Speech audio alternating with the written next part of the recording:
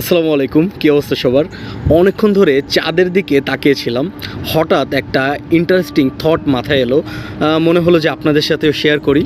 আপনি কি জানেন চাঁদের একদিন প্রায় পৃথিবীর 30 দিনের সমান। মানে চাঁদ নিজের অক্ষের উপর যত সময় একবার রোটেট করে, ঠিক একই সময় লাগে পৃথিবীকে একবার অরবিট করতে।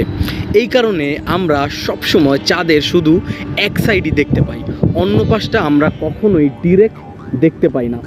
আর একটা ইন্টারেস্টিং ফ্যাক্ট হলো, চাঁদ আস্তে আস্তে পৃথিবী থেকে প্রতি বছর প্রায় 3.8 সেন্টিমিটার দূরে সরে যাচ্ছে। এই যে চাঁদটা দেখছেন, এটা আজকেও প্রায় পৃথিবী থেকে 3.8 সেন্টিমিটার দূরে সরে গেছে, কালকে হবে এবং হাজার হাজার বছর ধরে এটা হচ্ছে। তো পৃথিবীতে একসময় চাঁদটা অনেক বড় দেখা যেত, কিন্তু এখন এত ছোট দেখা যাওয়ার কারণই হলো এটা যে পৃথিবী থেকে এটা প্রতিদিন একটু একটু করে সরে যাচ্ছে। হয়তো বা কোটি কোটি বছর পর চাঁদকে আমরা তারার মতন একটা বিন্দু দেখতে পাবো।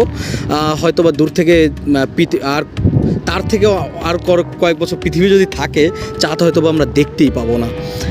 আর এই ছিল বিষয়। আর চাঁদের যে অপোজিট সাইডটা, ওই সাইডেও কিন্তু অন্ধকার না, ওই সাইডেও আলো পড়ে, সানলাইট পড়ে, কিন্তু আমরা দেখতে পাই না। কারণ হলো যে এখান থেকে দেখা যায় না, 30 দিন লাগে।